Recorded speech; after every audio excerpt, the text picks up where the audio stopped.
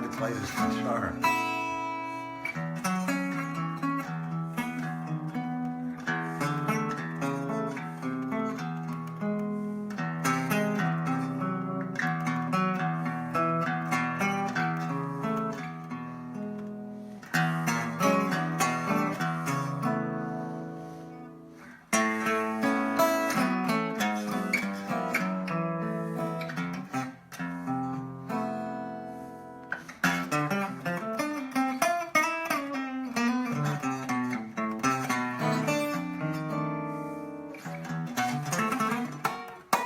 Yeah, no, it's just really hard to play this guitar. Dude, people are saying play on, maestro.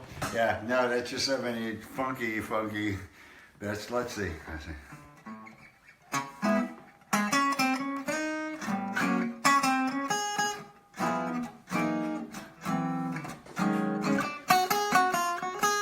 Oh, let's see. Let's do it in this key.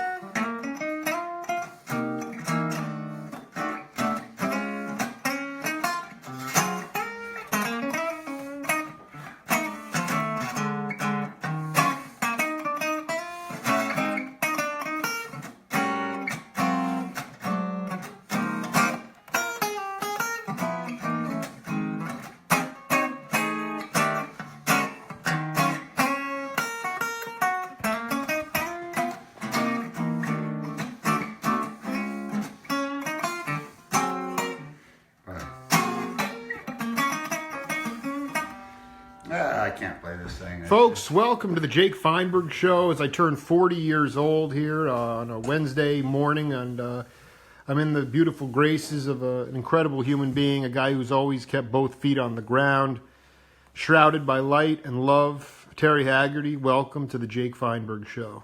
Well, thank you, Jake. That is quite the thing to live up to. Yeah, Terry, can you talk about the first time that you had a chance to either see or hear John Coltrane play, and how that had an impact on you?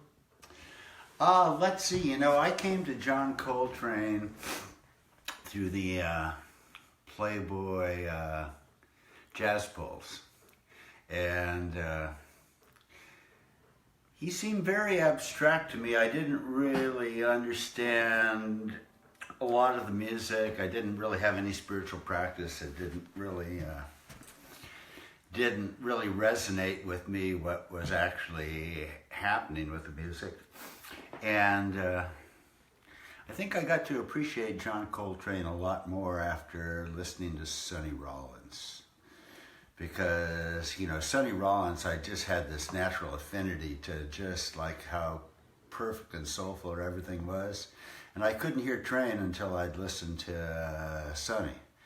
And then I could kind of go back, and it was an education about, well, maybe you're listening to the wrong things, or maybe you're really not hearing what's actually going on. So, yeah, just a lot of reverence and respect for the amazing musicianship and finding oneself. That's what I liked about the John Coltrane story, was finding oneself and standing for something and having meaning in his music and his life, as compared to Charlie Parker or something like that. You couldn't have been much more different as far as the values, No, I mean, could you talk a little bit about what you heard with Sonny and then coming back to Train? What made more sense? Well, Train basically was it was melodic. It was texturally great. Bebop was really amazingly compelling. It doesn't really tell an emotional story like listening to John Coltrane. To Train, basically, he was the most incredible improviser, but the thing I liked about him is he really never he never really got into the patterns of playing bebop or anything. It was all really personal expression, and the notes had a lot of breath, and so it was like some proto-Buddhism almost, you know. Can you talk about that? I mean, did improvisation come to you the same way? I mean, did you actually work on improvisation, or was it just free energy coming out of your heart? Oh no, I never thought about it at all. Explain about how you put it.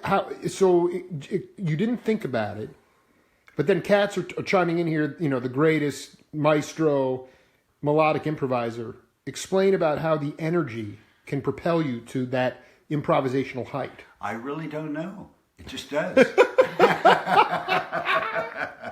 No, it's like, you know, it's funny with the musician's ego, and you want somebody to listen to you, but a lot happens in your mind as far as what that means. You know, for me, I was always fascinated by a group of people, and I always felt like I could perceive a singularity in the group of people if the mass got big enough, you know. And so, and that group was the first group was the Opposite Six, or was it before that? Oh, way before that. Which band would you say was the first time you felt that way? Oh, I was probably about 12 or 13, and we had gone up to Mount Tam to play at the radar station for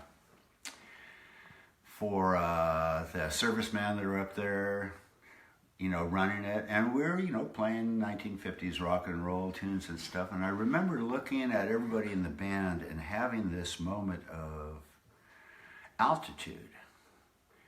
And I could look down the whole band, and it all seemed so connected. And I just found it so fascinating, because it really was like about a 15-second feeling of flying inside these tunes that learned how to play, and we're all playing them. And from that point on, it's like when I teach. I'm always telling the guitar players, I says, you want to fly, you had that little feeling of it, so now your real challenge is, how do you get over your mind and discipline your mind, and so it doesn't get in the way of you flying and make you come back down, you know? Was the discipline in your mind LSD? Oh, the discipline was probably having really great musicians for mother and father, and having heard so much diverse music all my life that people want you to look right at the camera. They want to see your beautiful face. Yeah. Tell people about your father, the legacy of your father, and how he taught you to say what you needed to say. Well, my father was a great guitar player. He played with all kinds of amazing people, and did a lot of work in traditional jazz. And we were just looking at photos with him there at the Ed Sullivan with Jack T. Gardner and Red Allen, Kid Ory, and Louis Armstrong actually played on. So Dad played with really the most iconic, amazing people, and I've met a whole bunch of them. And that group of people, they loved the tunes. The tunes represented their life and their community. They didn't come to them from such a big, blown out rock and roll place. You know, it was solidarity, it was community, it was, you know, what's good about our life, the thing that brings us joy. The thing that I see, and I've noticed a lot, is my father's generation, when they wanted to do something fun, even though they played all the time, they played. And it was fun, and they just loved to play. And in my era, the things I've experienced more than anything else is people laying in wait to project their career onto some, you know, fortuitous opportunity. So, and one of the things my dad used to always tell me, and Champlin told me too, it was really one of the greatest things. He said, look, you can't sit up there on the stage waiting to play a guitar solo, because, you know, 99% of what you're doing is something different than that, you know. You're really, and my dad used to tell me all the time, he says, don't complain. He says, don't complain about tone, don't complain about your gear. He said, because if you came out of my era, it's all in your fingers, and you either come with it or you don't, and all the rest of it is just like, you know, insipidly weak. Could you describe to the audience what Marin County was like at the time that you were growing up, and how it fostered the forming of a band like the Sons? We were all the same. We were all baby boomers and raised in a lot of affluence in a county that wasn't overpopulated, that had the most beautiful natural characteristics you possibly want, with just amazingly philosophical, liberal adults. And even the straightest ones were highly educated and really quite reflective people. So it was... there's a lot of permission in Marin County to express yourself. And the history of Marin County with Sausalito and Mill Valley and, generations of beatniks and artists, it would just, it went with the territory. Which beatniks, were you in Bolinas at all? Which poets did you come across? Ferlinghetti and those cats? Met him, but it was Alan Watts and Gary Snyder, because our kind of like our band guru, his name was Albert Saijo, and he was a Buddhist monk who'd taken LSD and kind of became a layman. But you'd meet everybody there at his house. He was just such a conscious being. And like when Khan Saab, Ali Akbar Khan came the first time, one of the first places he went was there to Albert's. Albert was Japanese. And so got to meet him literally his first time in the country for, an extent. He moved here to stay. Ali Akbar Khan had just moved to the States. You got a chance to... Oh, wow. And on that particular dinner, it was pretty interesting because Alan Watts was there too. And we were so young. And... it was pretty insightful. We just thought everybody was like, a bodhisattva, purely realized, conscious person. And then we're sitting there and, Khansaab's basically kind of rubbing the legs of the little hippie girls. And Alan Watts is just over there just talking. He's just having to talk to himself. He's riffing, just espousing, whatever. And so here we are. We're like 19, 20 years old, and we're going, oh, well, maybe it's not quite such a pure LSD experience. Maybe everybody's actually somebody, and they've got personalities, and everybody's, dealing with being them. So, yeah, no, it was really quite the good experience. And then our manager did art shows and shows with Gary Snyder, and they were called Mandalography. And that was... Fred, that was our manager, he had extensive, slide projectors, and of those days, you have the multiple slide projectors, and Gary would, speak, and Fred would do it, and so they were all such compelling, powerful people, just like, oh my God, never met anybody like them at all. Everybody was straight and thought a certain way, and all of a sudden you have this, idea of Turtle Island and the histories of the people that were here before, all incorporated into just these great ideas about being a hippie. And you were very close with Owsley, who was really, he was able to get his hands on a ton of Sandoz LSD. Oh yeah, no, Bear was fabulous. Can you talk about Bear to the audience who might, he's a... I got to know him really... How did you get to know him originally? Because was he a Marin County cat too? No. And I don't know much about Bear's early stuff, because I met him when he was just starting to make the White Lightning and the Purple Haze, and I remember him coming up to me at a gig, and he used to have these little leather patches, and he'd put 50 or 100 hits of acid in it, and then he'd give them to all the guys in the bands, so he just made a point of everybody had their LSD. And the Preservation Hall Jazz Band was getting it too, or just just the heavy bands. The heavy bands, yeah. Dead Big Brother, Sons, like that kind of stuff. Yeah. Avalon Ballroom, Quicksilver, yeah. And I got to know Bear much better later on in his life, and very interesting guy, very very set in his ways. But the thing I loved about Bear is we would always talk about the old ways and how long they took to develop and how many really nuggets of deep intelligence were inside the old traditional ways of doing things. And he wasn't a big fan of like, at least when I was hanging out with him, of massive technology. He wanted, it really broke his heart to not do the sound for the Grateful Dead anymore.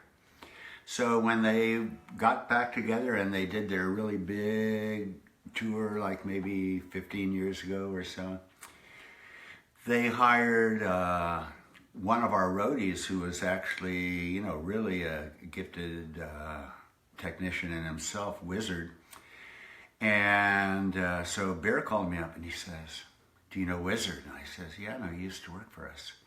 And he says, "He's doing sound for the Dead and I have to do sound. I said, I can't not be part of the sound." So I called Wizard and I said, "Wiz, Bear wants to do Bear's sound." hungry, dude. So I said, "Bear's hungry, and what do you think about him coming up there and, sitting with you and mixing?" And of course, Wiz thought that was great, because Wiz, Grateful Dead music wasn't really what he was about anyway. Right. It's so great, somebody that knows the music. Yeah, send him up here, this is going to be good.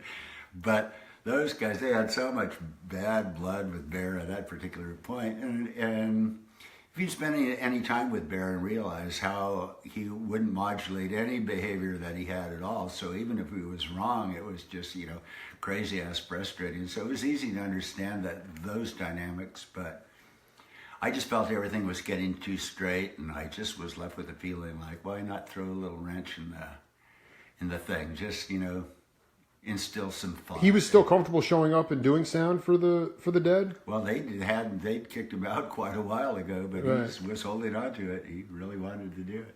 When you talk about the old way, can you just give an example of when you talk about the old way with Bear as it relates to? Oh, like with growing marijuana, or just take marijuana. Like what did that entail for Bear? And because you guys connected on a very spiritual level. Well, I think he saw me that way, and I saw it as really quite complimentary. And I always saw him that way, but just because of the LSD and the amazing intelligence that he has or had. And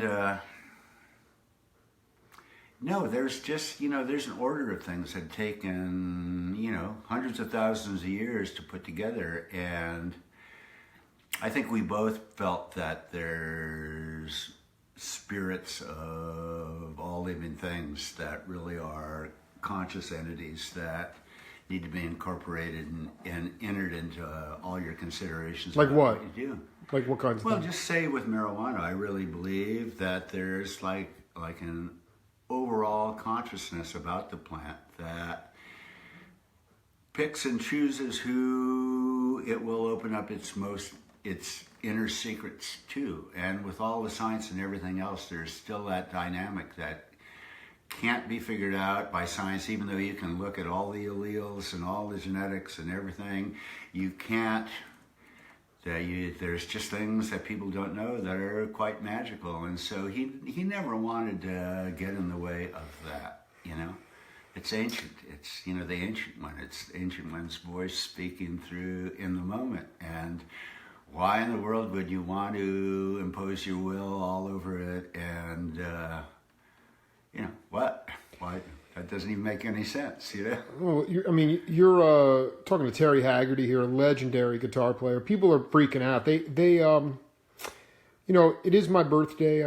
Could I request you play something that you might have played when you were playing when Jerry Hahn had a split for his gig, and then you came and played with him? Could you play something like? Oh God, those were all such straight tunes. They were all like dance tunes, and people want to see the apparatus here. See. Yeah, this is such a hard guitar for me to play, but and it's so early in the morning. I'm just waking up.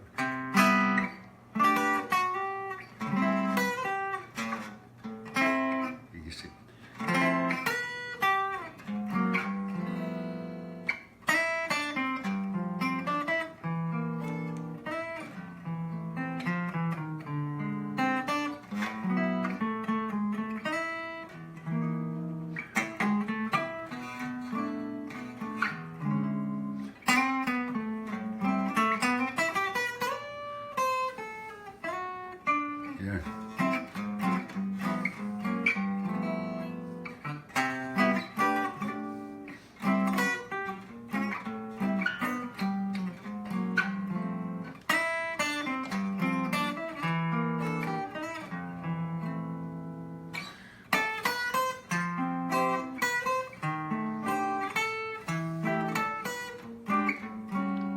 strings are just going right off the neck because they're so small. Sounds great.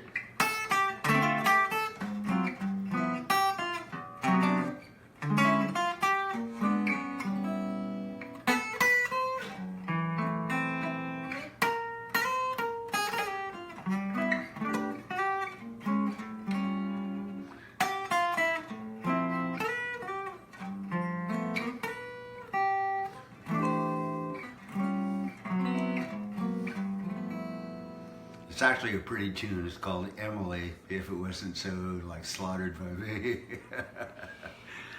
Let's see.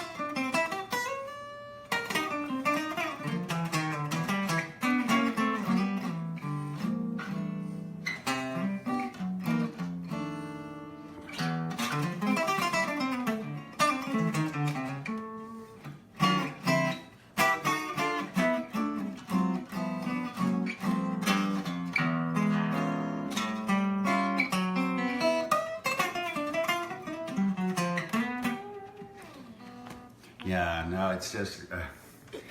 Sorry, guitar player. No, people are loving this. Let me ask you though.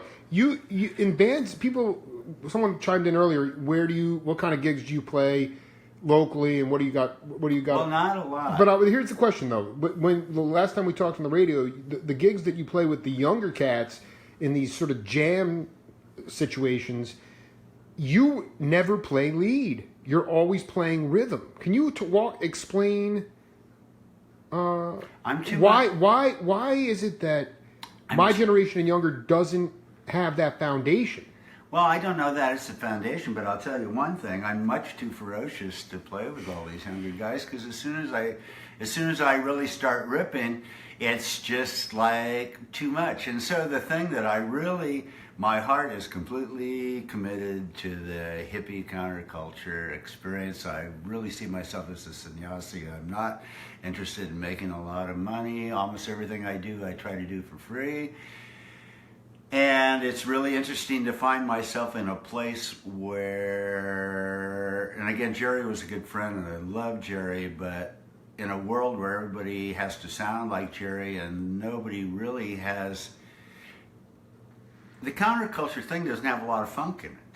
It doesn't have a lot of body. It doesn't have a lot of fuck or sex or anything. It's just turning into this very abstract thing with a whole bunch of fabulous young people looking for something, and everybody's sold out.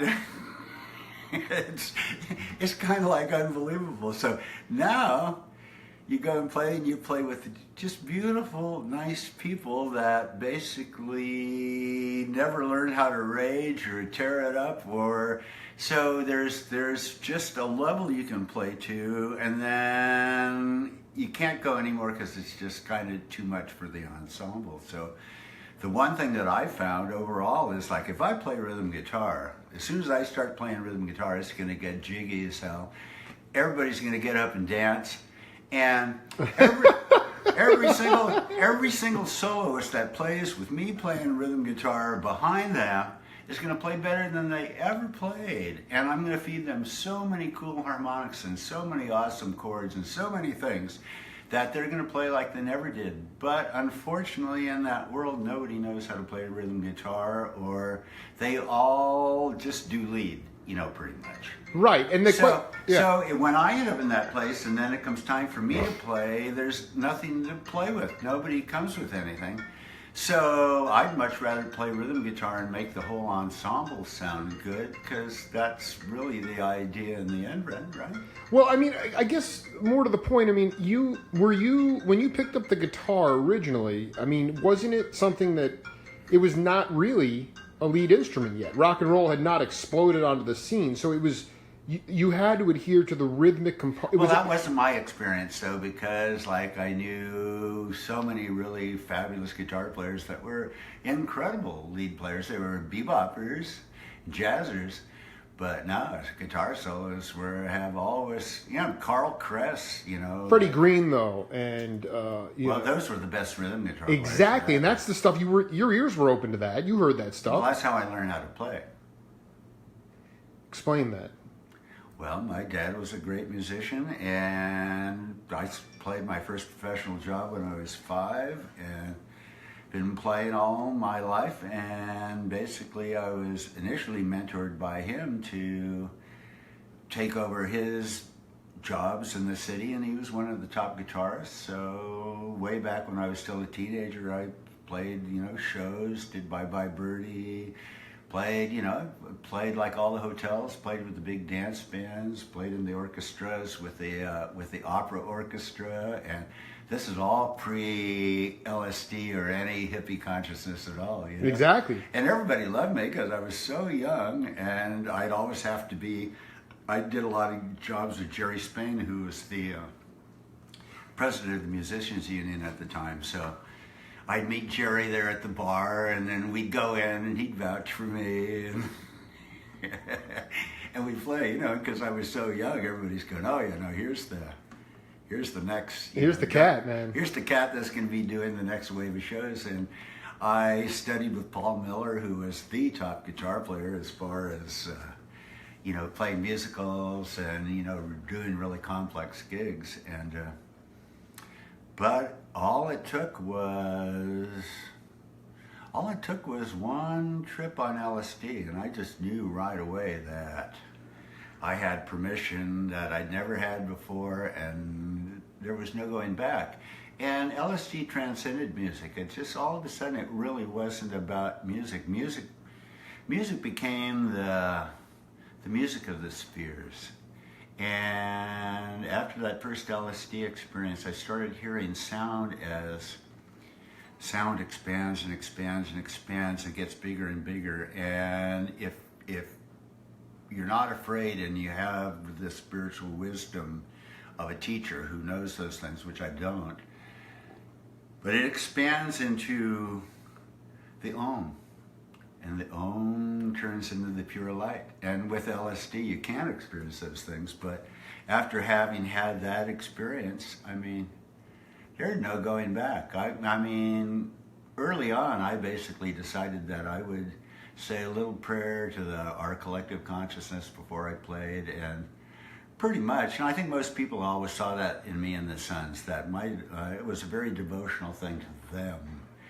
Didn't really have much to do with music. It feels great to shred some killer guitar solo. And when my daughter saw me play the first time, because the Sons hadn't played for a while, and then I got really sick with epilepsy and kind of had to teach myself how to play guitar again. But we did a reunion at the Fillmore Auditorium, and it's interesting because I came out on stage and she was up above watching it. And everybody started chanting my name, in the room, and I look up at her, and she's just in total tears. She'd never seen anything like that. And then every guitar solo I played, like the place just erupted. And so then we're at the end of the gig, and I'm down signing autographs, and I'm telling her, I says, Nina, we really need to talk about this, because this is such a cool experience. I'd really like to share with you my take on it.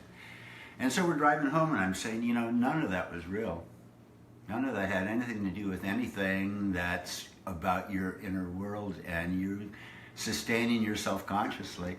I said that was a cast of thousands, and for me to identify with that being me, I'd need to have all these people there on a regular basis to affirm, that. I said, I don't think that way, and I'd probably suggest that most of these external things, even though it's the world that you live in, a little level of unattachment to it is probably going to be great, And she could see it because it was such a powerful place to be if you wanted it to be a powerful place. But for me, it was just like all these joyous people that loved me and I loved them and they loved the Sons, and it's just, oh my goodness. Why does it have to be any more than that, Can you talk to your generation and younger generations about how you've, over time, managed your ego? Well, I don't. It depends on who you talk to. There's plenty of people out there that don't think I have it all, and they're really quite distant. Well, but that's because you love them and you're telling them what they don't want to hear. That might be the case with a few of them, but in particular, like especially when you had this newfound truths after psychedelics, and you realized that I forget, you just said there were no guardrails. I mean, you were given this license to go, well, but yet you had to fit into the paradigm of a group conversation. I still was a 19 or 20-year-old kid with the emotional maturity of a 19 or 20-year-old Right. kid. So, your mind can be quite vast, and you're still living in this body that just really has some pretty powerfully driving desires. That's the great neutralizer right there. All those beautiful women out there dancing, especially when you're young. I mean, that's just the greatest philosophy in the world isn't going to transcend that one. So in essence, though, like with the Sons, and if you were really if you had taken a lot of hits of acid, and you were just, did the crowds come to the Sons concerts expecting to hear exactly what was played on the records, or did you guys stretch out? No, and particularly with me, people came with me because I had no idea what was going to happen, and it would never happen the same twice. I mean, that's one thing I can honestly say. It's like, I don't ever play anything the same, ever. It's just not anything I'm interested in doing. So even recreating albums and stuff, it's like, I might give you a couple recognizable lines right at the beginning, but you know what? I'm much further into me than I am into entertaining you.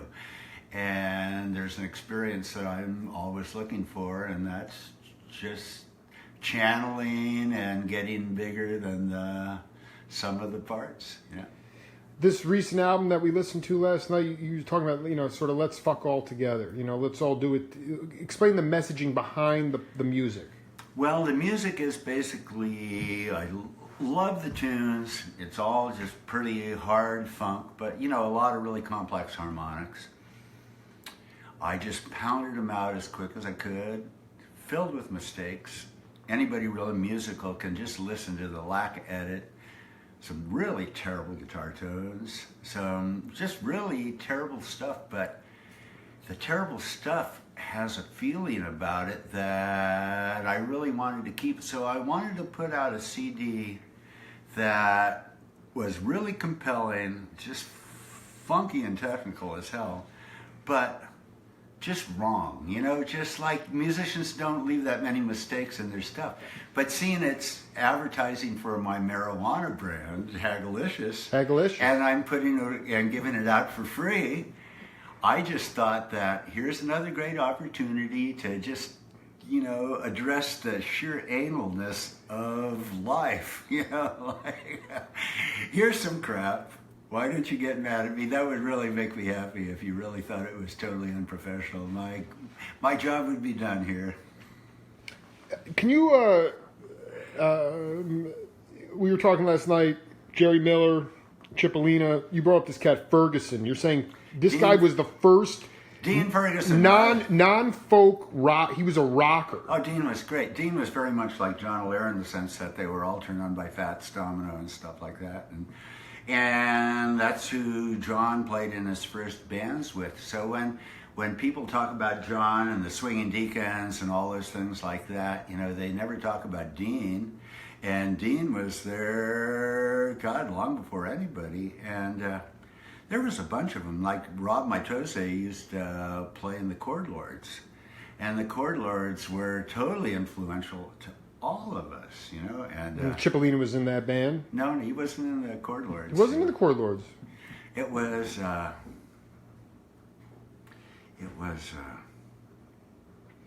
I don't even remember the guys' names now other than Rob, the bass player. But man, we would go everywhere they played to hear them because they were so great. What were they doing that was so revolutionary to your ear? They were kind of like a Ventures band or something like that, but,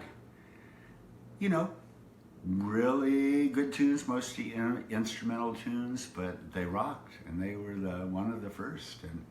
it just had that feeling. It was really in the era of big dance and fight. So you could always go to a gig and somebody was going to be bloody at the end of the thing. Could you talk to about the fact that all you guys went to alternative art schools and how that developed your Well, we didn't actually, but the thing that really impressed us, we were all Marin County kids. And basically some of us went to San Francisco State for a couple of years, but, got straight F's pretty much because it was all protests and we were in the band. So basically... You went to San Francisco State? In the music department or just... No, just in general. Just in general, yeah. So straight F's. And pretty much straight F's or, incompletes. And there were a lot of pressing issues. First and foremost, the band was starting to get popular and we were working a lot of jobs, and I didn't have any interests that... I love science, and I love botany and biology, and I was lab assistants for a couple of really famous scientists that are pretty well known, but I just didn't understand that aspect of it. If I know what I know now, I would have been a botanist or biologist or something like that, which I kind of am with the genetics of the marijuana. But no, back then, there was girls out there, and they danced, and the music was fun, and it just was, hot. I just wanted you, before I let you go, to talk about your concept of love and, how you bring love to the world and how you try to continue to inspire people, because you're not selling out, you're not in the... Well, it depends on how well you know me. Because basically people that know me real well, I think I'm really true to the love part, but that doesn't mean that I'm that clear about myself. So, the way you come off is relative to how really peaceful and resolved you are with that. My idea of love is pretty much, I accept you the way you are. It's my job to see what's creative in you.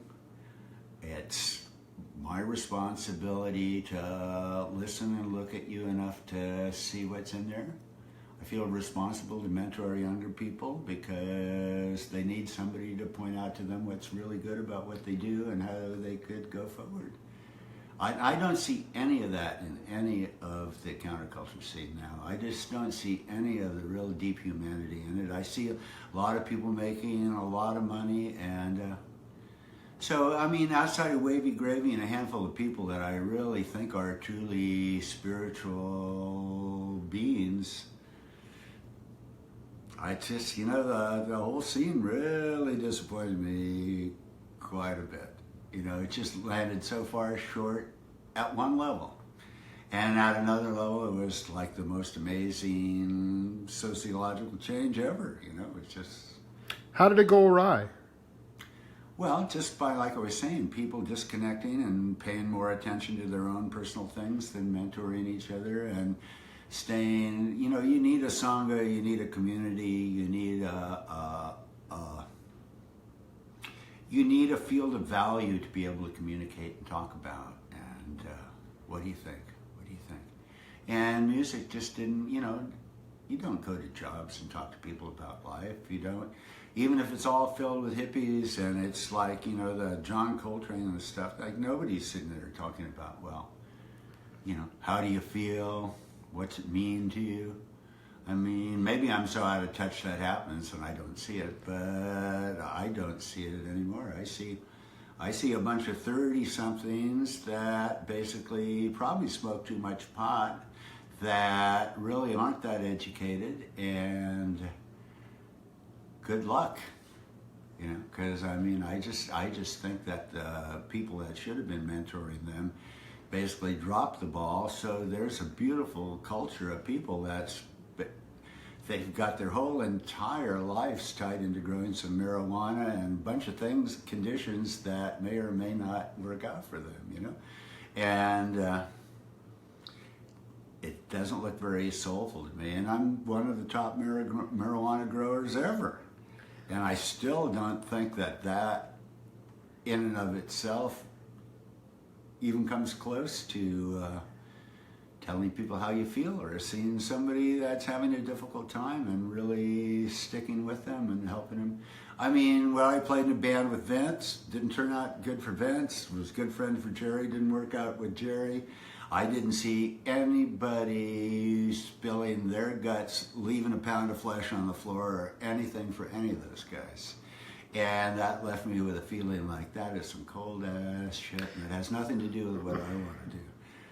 It's just a lack of evolution, really. I mean, Well, I don't know. I mean, and nothing. I mean, you know, when you think about who you are and who you actually are, it's such a huge difference. So I think there's a lot that you could say about me that wouldn't be favorable. That would be like I embraced these really high ideas, but the actual practical application probably wasn't anywhere near as clean.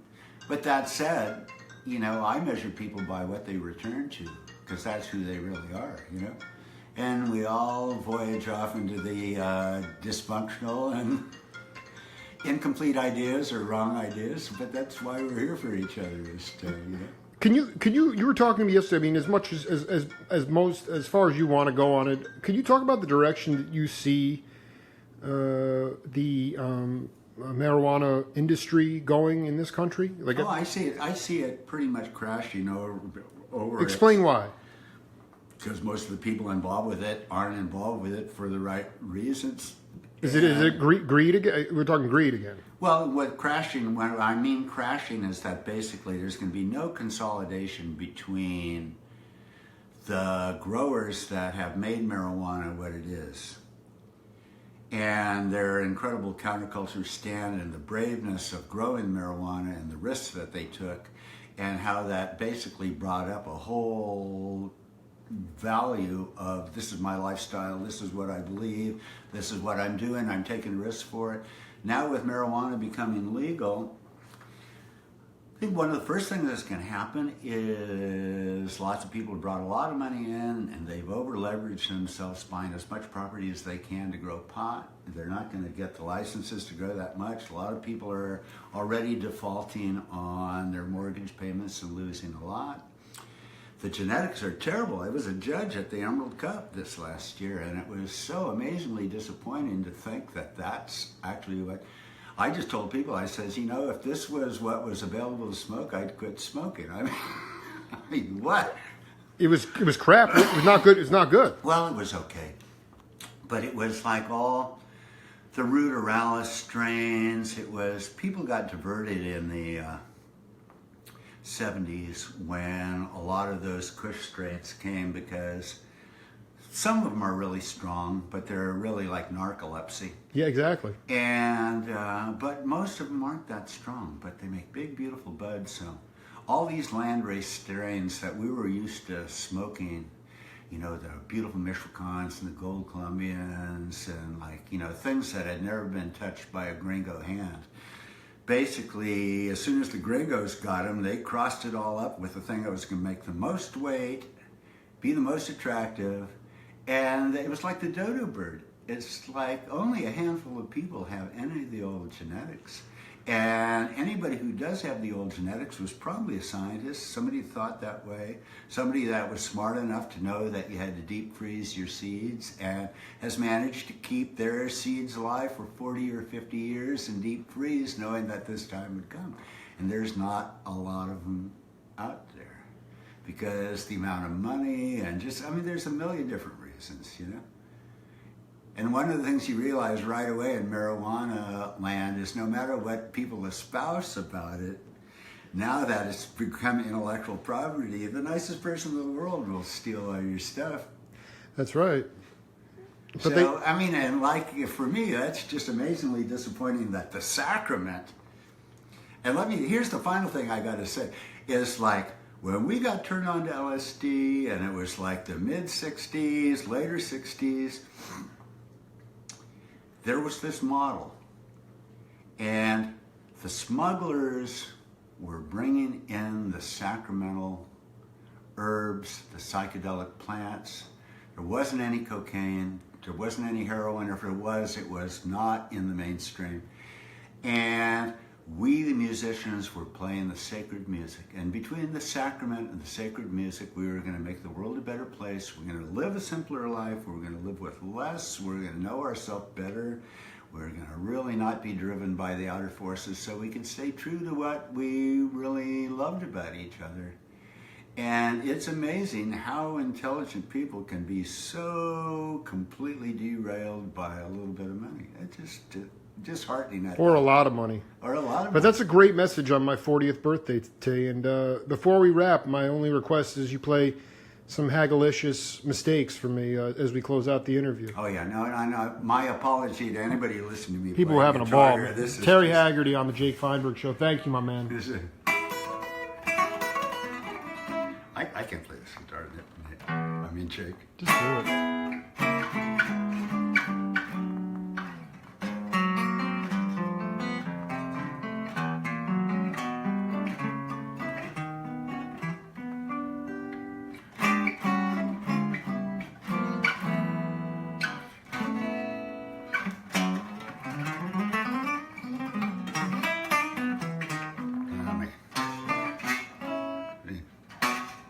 The strings are on here. The E goes off that side, and the E goes off on this side. It's just I've got to have a new bridge put on it to where it actually.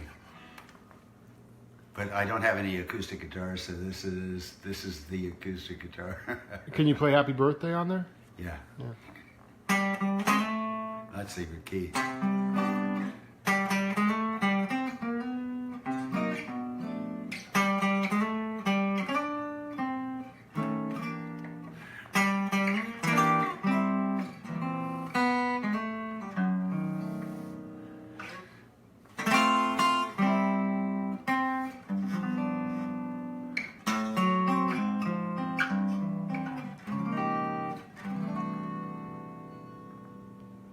Terry Haggerty, love you, man. Thank you for being part of the program. Thank you for getting the memo about being a human being, and thank you for inspiring peeps all over the world with this impromptu early morning hang. Well, thanks for having such an old soul, Jake. And I hope you get the invitations into all those inner circle places, because you have a lot to bring to it if you can get in there, you know. I'm working, baby. I'll get there. I have no doubt. We'll see you later on the Jake Feinberg Show.